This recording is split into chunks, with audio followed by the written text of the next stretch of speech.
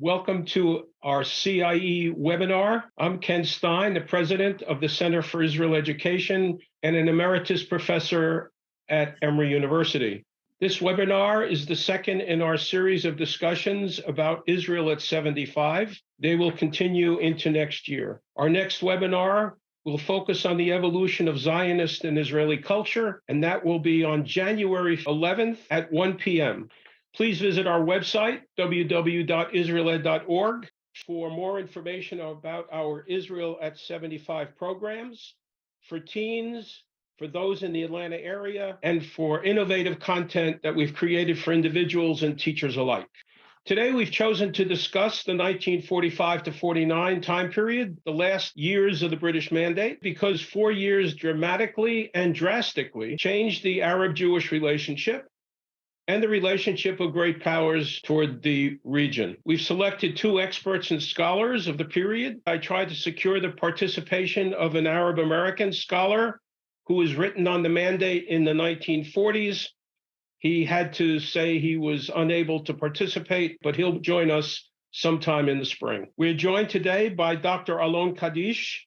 Most relevant to the topic is his book published in 2019, The British Army in Palestine and the 48 War, Containment, Withdrawal, and Evacuation. And Dr. Avram Salah, his doctoral dissertation was on the Arab states and the Palestine question, 1945-1948. Both emeritus professors at the Hebrew University of Jerusalem, speaking to us from Jerusalem. Professor Kadish and Professor Salah edited a volume, The War of 1948, Representations of Israeli and Palestinian Memories and Narratives. Both of them have enormous experience in the classroom and as wonderful world-class scholars. There were 6 major protagonists in this 1945 to 49 period. The Palestinian Arabs, Jews in Palestine, namely the Zionists, and later Jews from Arab lands, Arab states that surrounded the Palestine area, including Jordan, the Arab states, and those that constituted the Arab League. Fourth, Great Britain, the political power that governed or administered Palestine since 1917, and was given permission to do so by the League of Nations in 1922, and the British Mandate ended in May of 1948 when they withdrew. The fifth, the UN, which from 1947 through 49 investigated how the end of the British presence should evolve and suggested an Arab and Jewish state as a possible compromise between the two communities. And sixth, to a lesser degree, the United States is included because its relationship with the Arab states and with Great Britain. Several maps will give us an understanding of what we're talking about. Map of the general Middle East. You see its strategic presence at the Eastern Mediterranean. The next map is a map of what Palestine looked like in the 1860s or 1870s primarily. You can see that there was no geographic borders for the area that became Palestine. The next map is the map of the Ottoman Empire, in which Palestine was a part, and this was about 1914. The next map evolved between the British and the French after the end of World War I. You can see the outlines of modern Syria and Iraq. You can see that Jordan and Palestine were still considered to be one. What hasn't changed, of course, is the geographic importance of the Middle East, as it lays astride the Red Sea, the Mediterranean, and in Egypt, the Suez Canal. The next map is the map of Jordan and Palestine as they were created in 1921 and 22 by the British. And the British continued to control both Palestine and Jordan throughout the period of the 20s, 30s, and into the 40s.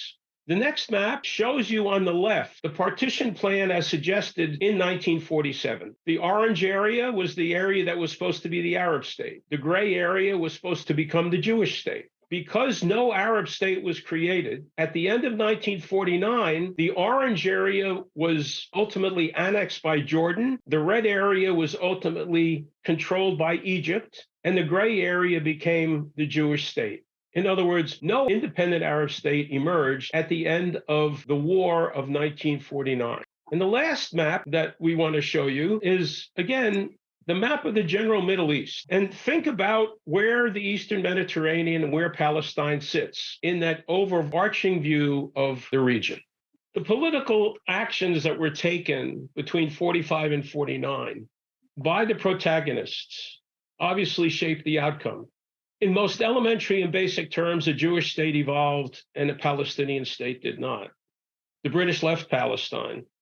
It is very important for us to understand how these two communities in Palestine, the Jewish and the Arab communities, they themselves were not monolithic, were very, very different and very asymmetrical in terms of their economic well-being, in terms of their political organization, in terms of their access to capital, in terms of the management of their goals. The British were unwilling or unable to bring these two communities together to collaborate during the period of 1920 to 1948. So understanding the inequality or the asymmetry between the two communities allows us to begin a really interesting discussion with our two guests. Let's go back to the beginning, Avram. Why do you think the British decided to set up an administration in Palestine in 1920? And what prompted them to leave in 1948? Well, why they established the administration in Palestine was part of the mandate system that was introduced by the Versailles Conference by the end of World War I. It was in fact, a compromise between the colonial tradition of direct rule over territories and President Wilson's insistence on the need to give the right of self-determination to the new nations that became liberated or now without the empires in which they previously included. The Austro-Hungarian one on the one hand, and especially the Ottoman Empire. So the idea was that rather than ruling directly those territories, the mandate system maintained that the ruling power would have to prepare the people of that territory for self-government. And this was the same case in Palestine, in Lebanon, in Syria, and in Iraq. Lebanon and Syria were under France, Iraq and Palestine were under Britain. In addition, of course, there was the Balfour Declaration of late 1917, which was actually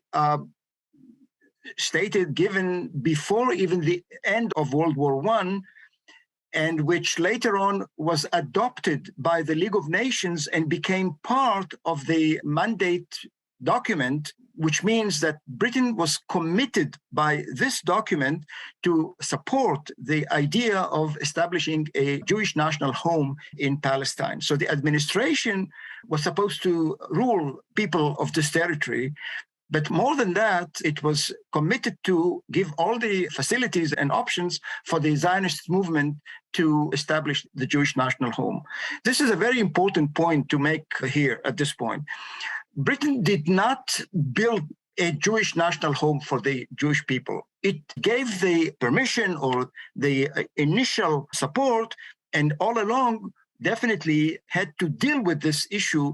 To what extent Britain stood up to its commitments, that's another question, because from time to time, Britain had to look again into the issue, especially as Arabs radicalized their position against the Zionist enterprise, and from time to time erupted in violence, such as in 1929, and then for 3 years in 1936 to 39.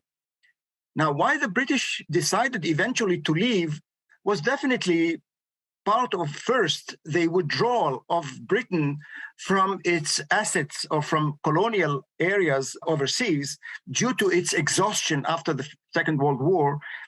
Second, it's because the mandate did not work. Actually, already in the mid-20s, the British administration in Palestine came to the conclusion that the mandate, according to the commitments of Britain mandate document, were unworkable because the Jews and Arabs obviously could not agree on anything. And they boycotted each other, or rather the Arabs boycotted the Jewish community or the Zionists.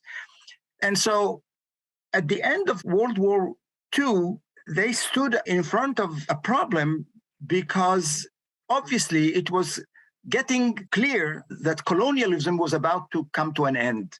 And especially with the impact of the American role now in world politics, Britain was looking for an alternative arrangement. So this is why Britain, again and again, as of late 1948, looked into the possibility of bringing Jews and Arabs together to agree on some kind of a formula, binational state or any kind of other thing. In the meantime, of course, there were the results of the Second World War with the Jewish DPs, the displaced persons, an issue which became actually adopted by President Truman almost as a personal matter. And the pressure coming from Washington on Britain to accept 100,000 Jews to allow them to enter Palestine actually threatened British interests in the Middle East, because Britain was always aware of the connection between its policy in Palestine, and especially from the late 1930s, it became clear that Britain's policy in Palestine had to take into consideration its needs and its interests in the not only Arab world, but also Muslim world. Again and again in the British documents, you see that they mentioned 300 million Muslims in India. And what would be the reaction if and when Britain would hurt the interests of the Arabs in Palestine and out of Palestine? Let me turn to Alon and ask you to add anything you'd like to Avram's remarks, but speak a little bit about Britain's strategic interests in the Eastern Mediterranean and why Britain particularly wanted to have Palestine and a link from Palestine to Jordan and to Iraq. Well, Palestine provides a land bridge between the Mediterranean and the Persian Gulf, the Arab Gulf, and from there to India.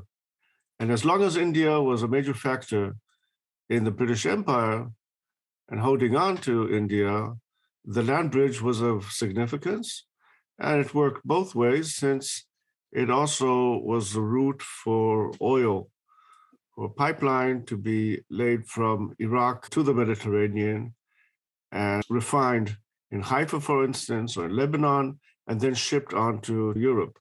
So this is in addition to the Suez Canal as a major factor in communications between various parts of the empire and interests. But I'd like to emphasize, when it comes to 1947, 1948, or even before, another factor there which I find important and interesting is the change of government in England. There's a Labour government. The first time England has a Labour government which has a clear majority in the House of Commons. It's not part of a coalition with any other party. They have a clear majority, which they won in general elections after the Second World War. And it's their first historical chance, which was seized with great excitement, of creating a new society, a new Britain. Now, the task was daunting. On the one hand, they had to recalibrate the economy from a wartime economy to a peacetime economy, retool parts of the industry, and create a new economic basis for a new society. The new society was to be more egalitarian, just according to the principles of the labor movement. So labor policy was largely introvert of how to create it. The challenge was enormous. It meant, due to their commitment to their doctrine, the nationalization, for instance, of major industries and infrastructures, be it coal or be it British Rail, and at the same time rebuild the economy. The empire became, amongst other things, too expensive to hold on to. They needed the manpower, which was mobilized, so hence the need to reduce the size of the army and hopefully return to the old principles of policing the empire with a small army, which didn't quite work out. They had their international commitments, but they were not prepared to fulfill them unilaterally, and the idea was to pass the buck as much as possible to the US, which in many cases the US was reluctant to do. But holding on to various parts of the empire became too expensive, not only in terms of direct costs, but also as a diversion from the main goal of this government, which was to create a new society.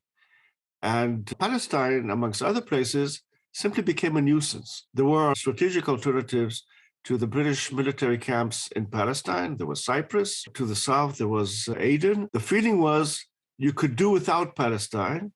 Montgomery, who was chief of the army, thought Palestine was essential, but they could do without it. And the preference was, let's pass it on responsibly to some other, hopefully the US or the US and the UN, some other authority who would look after it and fulfill the strategic obligations of defending the southern flank of Europe. But the idea was, get out of here. We have other fish to fry. Let's turn for a moment to the Arab states, Arab leaders. Let's take a look at the Arabs who were in Palestine. Let's take a look at how they managed the 20s and 30s and 40s, and how did Arab leaders become enamored with wanting a portion of Palestine in terms of territory, but not necessarily wanting to defend the rights of the Palestinians in having an independent state. Can you take us through how some of the Arab leaders in Iraq, in Jordan, amongst the Palestinians, viewed this unfolding process of a mandate that was unworkable? Yeah, this was a process of about 30 years, during which the interests of the Palestinians to mobilize the Arab and Muslim support in their cause against the Zionist enterprise and Britain met with increasing interests of Arab political leaders to become more involved in this issue, because it actually encompassed a number of principles, values, which interested all the Arab politicized communities in the region. We have to remember that in Egypt, in Iraq, in Syria, in Lebanon, there were populations with a high level of educated people who consumed news, media, and were looking for independence from the same colonial powers that, in their view, constituted one major entity supporting the Zionists, who looked or who seemed to be not only their creation, but something that was connected, rooted in the European reality and culture and tradition and so on.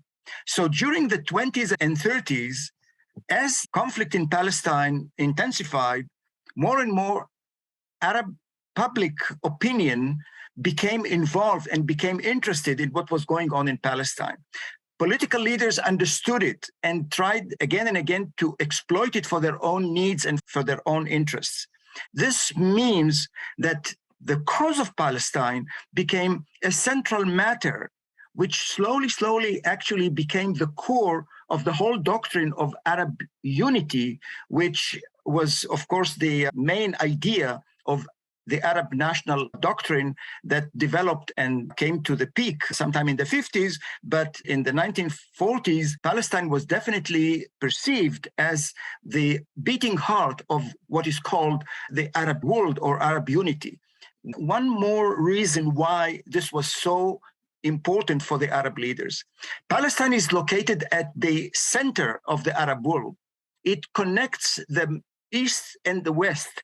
And those who were aspiring to take over part of its territory or all of its territory, such as Emir Abdullah of Transjordan, seemed to threaten the balance between two Hashemite kingdoms, namely the Emirate of Transjordan and Iraq, and on the other hand, their rivals, Egypt, Saudi Arabia, and Syria, of course. So the conflict over the vision of how the Middle East should look like, is it going to be unified under the Hashemite throne or any of the Hashemite throne, or would become independent and separate state? This was a struggle that went on and on all along the 20s and 30s, and again, was very influential on the way the Arabs dealt with the war in Palestine in 1948 because of this competition, rivalry, and inability to accept a specific program, because no matter what they agreed upon, somehow fell apart when they got to the practice of it. So there was the cause of Palestine, to which everybody was committed, but there were the Palestinians who actually were less interesting for the Arab leaders. They looked for their own interests. They were very much concerned with their own struggle for national independence. And when the two collided, of course, they preferred their own. Tell us about the role that Jerusalem might have played in Muslim attitudes toward Palestine, either for the Jordanians or for the Saudis or for the Iraqis or the Egyptians. When did Jerusalem become an issue of central focus? Following the Crimean War in 1856, the Ottomans gave Jerusalem, for the first time, a special status in their administrative system. And for the first time, Jerusalem became directly subordinated to the Sultan in Istanbul. This meant that from then on, especially after parliamentary elections were introduced in 1878, Jerusalemites could run for the Ottoman parliament, and the politics, right from the beginning, involved also the issue of the Zionist enterprise, namely Palestinian leaders from Jerusalem, be the Khalidis or the Husseinis, were competing with each other who would do more in order to raise the problem of Palestine at the Ottoman level in order to be elected or re-elected. So this was the beginning of consolidating the status of Jerusalem within the politics of first Jerusalem, and then when the British government established the mandatory administration, the Jerusalemite leadership became actually almost automatically the center of the Palestinian national movement. There were the notable families of the Husseinis, of the Nashashibis, of the Khalidis and others. And even if there were other notables from Jaffa and from Nablus and else, the Jerusalem leadership from the beginning of the mandate on would actually become the core of the Palestinian national movement, be it the leading intransigent leadership of the Husseinis or their opposition led by the Nashashibis. And this split between two major factions, even though it was not really two organized, well-concentrated or well-consolidated leaderships, but basically we can talk about two major factions of those who led a very uncompromising line with regard to their political claims from Britain and against the Zionist movement. And on the other, the opposition whose main disagreement with the Husseinis was not about the Zionist enterprise, but regarding participation in the administration established by Britain. In other words, Britain helped establishing a representative government in Jordan, even in Jordan, a territory with a very small population and mostly nomadic and others, and of course in Iraq.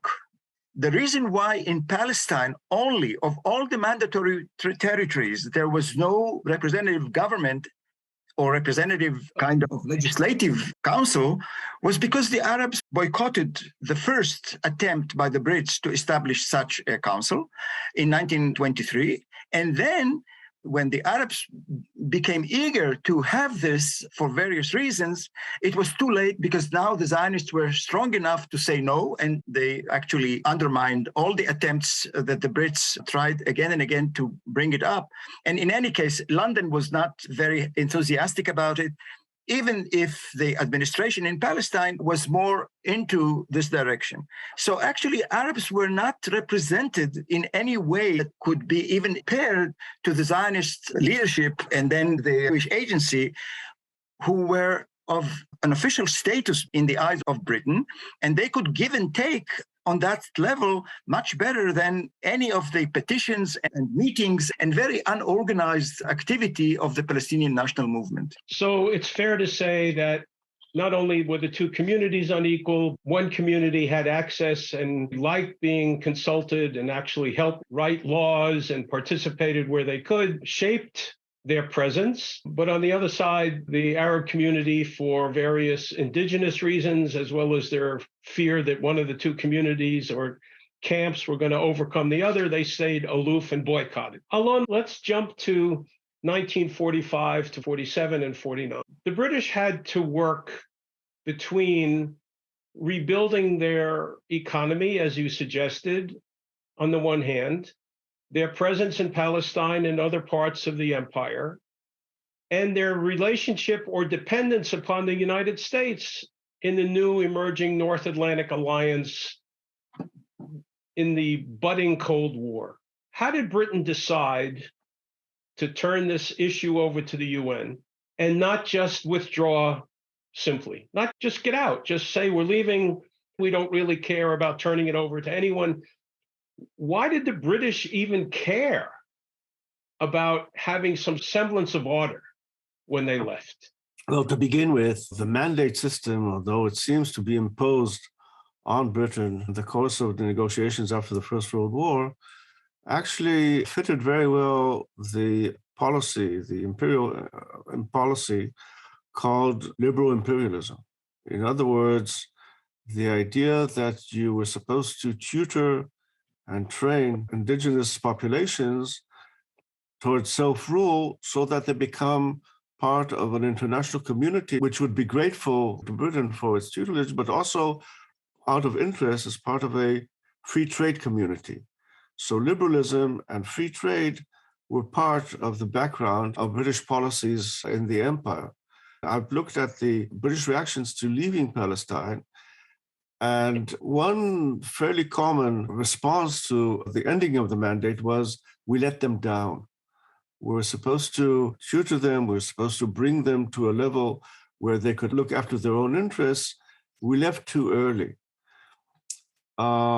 You say them, Alon, you mean them, both Arabs and Jews in Palestine, or just the Arabs? Yeah, both sides. The other factor is that Britain, although becoming more and more introvert, is still part of a world community, and it's one of the major allies of the war.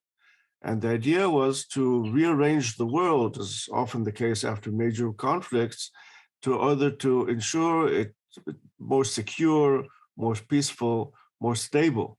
So it would have been extremely irresponsible just to leave the keys on the table and slam the door. The idea was to try and ensure that what was left behind was as stable and as responsible as possible. In other words, that someone else would take up the responsibilities. Alon, Britain knew when it left that the two communities didn't like each other. They lived apart from each other. They fought with each other. They attacked each other. What all of a sudden made Britain think that if it left in 1947, it was going to turn it over into a more peaceful Palestine? No, it wouldn't. But there would be a war, and the war would be won by someone. In other words, there would be an end to the conflict, the end of the conflict through the use of force, but it would end. The conflict wouldn't go on forever, little did they know. But what I found, especially within the ranks, within the army, the prevailing attitude was a plague on both their houses. If we can't get them together, if we can't bring them together, you must remember, again, this is a labor government. And the leading light in foreign relations is Bevin. And Bevin is a trade unionist. And the general attitude of trade unions in Britain is not to do away with owners or do away with private property altogether, but to get both sides to negotiate rationally in order to ensure that labor has a larger piece of the cake, better conditions, but we're all rational people. And we all have to forward the interests of our own communities, and that may need some sort of accommodating the needs and the wills of the other community. It was quite beyond them. Britain always had a problem of understanding nationalism. Nationalism is quite alien, especially the heat of nationalism, the fanaticism of nationalism. And there is the saying about their inability to understand the Irish problem, that whenever Gladstone came up with an answer to the Irish question, the Irish would change the question. So there is a problem of why can't reasonable people, intelligent people, sit down and work it out? It took a while to realize that this is not workable. They were not prepared to accommodate each other. And at that point, they said, well, a plague on both your houses, we're getting out of here. All right, so they get out, they turn it over to the UN. The United Nations sets up a special committee on Palestine. It recommends the creation of an Arab and Jewish state, an economic union between them, a special status for Jerusalem. This is in 1947. We get to the early part of 1948. The British Foreign Office and the Americans are talking about, gee, maybe the British can get back in under a trusteeship. Maybe the British can extend their mandate and actually maintain their presence. What caused the British to believe that they would be wanted again after the United Nations had said, no, thank you, I think we should have two states? When you look at it from an American Washington point of view and a London point of view, the State Department said, maybe partition's not a good idea.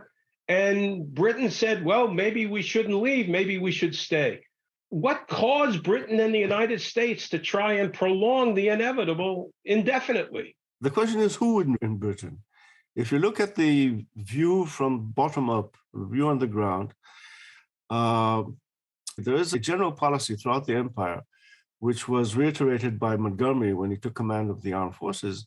And he said, well, the political authorities dictate to the army their tasks, their mission.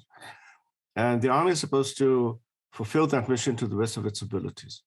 However, if the army comes to the conclusion that it cannot do it, first it should approach their political masters and explain, with the means we have at our disposal, this is impossible.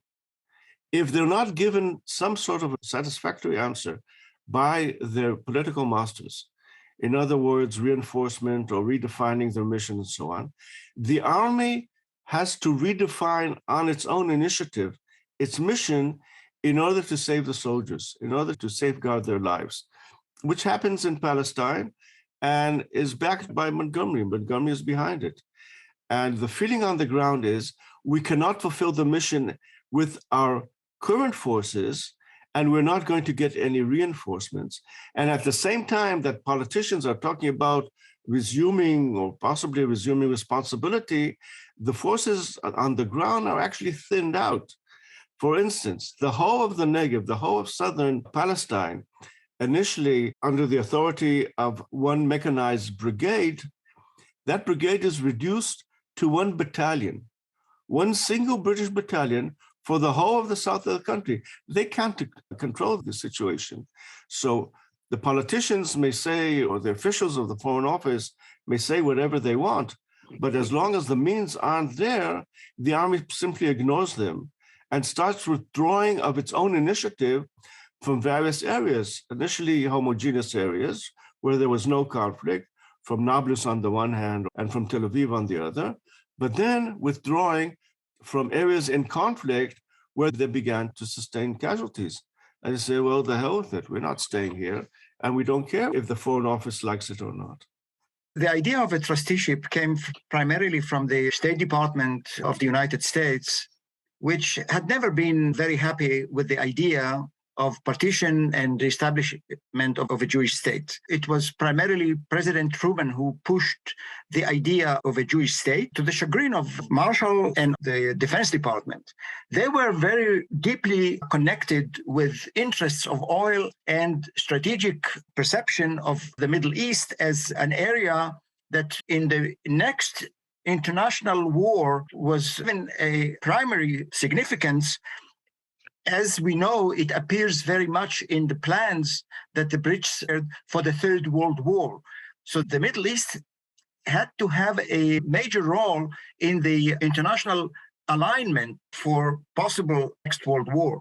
When violence began in Palestine and reached its peak in March 48, this seemed to be like an opportunity to reverse the process and lead to something that would at least postpone the time for establishing a Jewish state.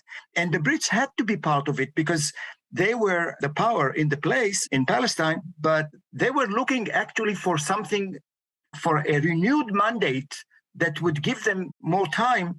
But I don't think that the Brits were willing to accept it without a practical, active participation of the United States. And this was the problem. The United States was not willing to spare even one soldier for that mission. So even without the intervention of Truman in foiling this idea, I doubt that it could go anywhere and prevent the course of events that was very powerfully leading to the final withdrawal of the Brits. Remember, the Brits were almost one leg out during that time in March 48. And the preparation on the Jewish side were taking such dynamic and such force that I wonder whether any decree or order from the UN or from the United States would have stopped the Jewish community from declaring its state. One of the two major occurrences as a result of the 47 to 49 conflict is the fleeing of Palestinians and the arrival in Palestine of Jews from Arab lands. A massive population change. I don't want to say exchange. And the second was that the borders changed. Britain was gone. There was a Jewish state. There wasn't an Arab state. Could the population shifts have been avoided? Could anything have been done where the Palestinians would not have fled, where Jews from Arab lands would not have come into Palestine in such large numbers? Or by then, was it just too late? Since 1948, we have learned a lot from other civil wars, how the dynamic of civil war affects the behavior of individuals, of families, of communities. And what happened in Palestine was exactly that dynamic, starting from local skirmishes, threats, intervention of foreign forces on the Arab side, who came to defend the Palestinian villages and towns, but actually ended up abandoning them and giving them the feeling that they were actually unsafe. Remember, we are not talking about a short period of time of intercommunal violence. As the Brits were leaving, the space of violence expanded. And more people became involved in this. And both sides were in a process of escalating their responses or their reactions to violence of the other side. In addition, you had here the underground organizations of the Etzel and Lehi, who did everything possible to provoke and to avoid any situation in which Arabs and Jews could get even a local kind of ceasefire. And then there was this feeling that the Arabs of Palestine had a safe place. They had where to go. They could go to Jordan, they could go to Lebanon, to Syria for a safe haven. It was natural, and it was even promised them by the Arab League that in such case, they could go, at least women and children, and find refuge in the Arab neighboring countries. So the dynamic of Palestinian Arabs from their homes, sometimes to the next village, sometimes further, and this dynamic eventually was encouraged, among others, by the sense that, okay, it happened already in 1936 that many had to leave their homes, and after the rebellion, they could come back. And many Arabs actually tested after the war that they were not expecting to leave forever. They thought that they would spend 2, 3, 4 weeks somewhere, and then they would be able to come back. What happened in this war was that in June 1948, the state of Israel, the government of Israel, made a decision that those who left will not come back. And this decided, more than any other cause, the results of this war. In every war, you have refugees, people leaving, people look for refuge. But in this war, the government of Israel decided what it decided. And many Palestinian historians actually put their finger on this point, not that the Arabs fled and that's it. They fled and Israel refused to allow them to come back. That's the point. So when we talk about the historiography, we talk about how it's remembered. Alon, given what we've heard today, what generalizations can you give about how the history of the 45 to 49 period is recollected or written? The nature of things when we're talking about the history written by historians of national movements, first of all, they tend to look inwards and concentrate on their side, very little on the other side. The historiography followed fairly standard lines of explanation, of description. For the military side, looking at the military factors. For the political side, looking at political factors. But the idea that you should cast your net wider and look at social and economic, look at the other side as well. For instance, the work I did on the British Army provided a new perspective of the war which hadn't been there before. To go back to one of the points that Avram was making, most of those who became the Arab refugees of the 1948 war left while the British mandate was still in place. In other words, they left before the 15th of May. We're talking about Haifa, Tiberias, Tzfat, Jaffa, Western Jerusalem, and a smaller number were left to leave afterwards. the British looking at it, or the army looking at it, were only worried about their safety and provided some sort of protection for the convoys of refugees leaving from Haifa or from Tiberias, but they had no intention of preventing it because they had come from Europe, from European experience. Refugees during war are a common phenomenon. The roads of Europe had been full of convoys of refugees during the beginning of the war and the later stages of the war. This is what war looks like when it's a total war in inhabited areas. The problem is to safeguard their lives, but not to prevent their leaving. So they were fairly indifferent of the fact that they had to leave their homes. And as Avram pointed out, in many cases, it was just beyond the hill. They didn't start off by going to Jordan or to the Gulf or wherever, but to the closest village, which seemed to offer a safe haven. And only later on were forced onwards. Michael, do we have any questions?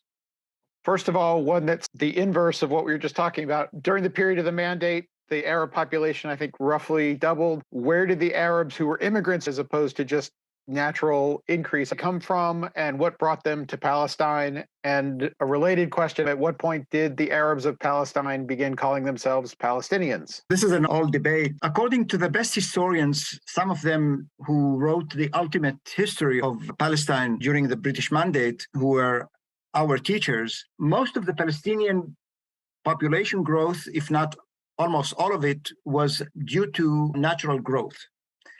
There were a few thousands of people who came from Syria and from Jordan for seasonal works, and some of them settled, and they were the first to leave in 1948. About 60,000 people who were not included in the Palestinian population. So the argument that many of the Palestinians who left their homes in 1948 were actually foreigners, namely not Palestinians, this has been refuted very convincingly. That's one major issue. The second issue is, look, when this territory came to be called Palestine, Palestine was there for hundreds of years under the Ottoman Empire, although without any defined borders. But the concept of that area, with East Jordan, without East Jordan, depends on how you define it. This existed before. But of course, the idea of a Palestine that is identified with the Arab population, especially during the Mandate and later, was the result of what happened to most post-colonial countries in the world, namely that the colonial powers set the borders, and from then on, that territory was called Chad or Niger, or for that matter, Syria or Lebanon, because none of these countries ever existed before as such in those specific borders or specific even concept. So we have to look at it this way. And even the concept, and here it's very important to stress it, even the term Eretz Israel was created actually by the British Mandate, to be more specific, by the first High Commissioner of Palestine, Herbert Samuel, himself a Zionist and a Jew. So what we have here is that both sides actually adopted the mandatory borders, which were agreed upon between Britain and France regarding the northern part of the country. The border with Egypt existed since 1906 between the Ottoman Empire and Britain that ruled Egypt at that time. And with regard to Jordan, this was a matter of give and take and war that eventually set the map, as Professor Stein showed on the map, first with regard to the West Bank, and then the line going all along the Jordan River. So I suggest that we should not get into this debate which Israelis and Arabs are involved with. When was Palestine created, the concept of Palestine? When was the Eretz Israel concept created? It's about the same time and the same reasons.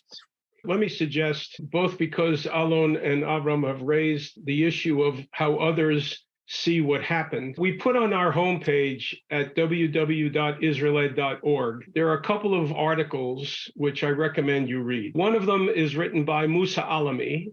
Musa Alami wrote an article in 1949, which he published in Middle East Journal, for which we got permission from Middle East Journal to republish. You can access it on our homepage at www.israeled.org. You can also access 5 or 6 interpretations about what happened between 45 and 49 by reading sources written by individuals, both Jews and Arabs, of what happened to the Arab community and what happened to the Jewish community. And let me suggest a third item on the homepage, an assessment made by Yigal Allon of what happened in the 48 war. And that we took from Sefer Toldot HaHaganah, which we translated into English. It's available also on the homepage. So if you want to learn more, get more into the detail of what occurred, access the materials that are on the website. I want to thank Alon and Avram for their erudition, for their explanation. Alon and Avram, thank you very, very much. And I want to thank the staff of the Center for Israel Education for everything they did in making this possible.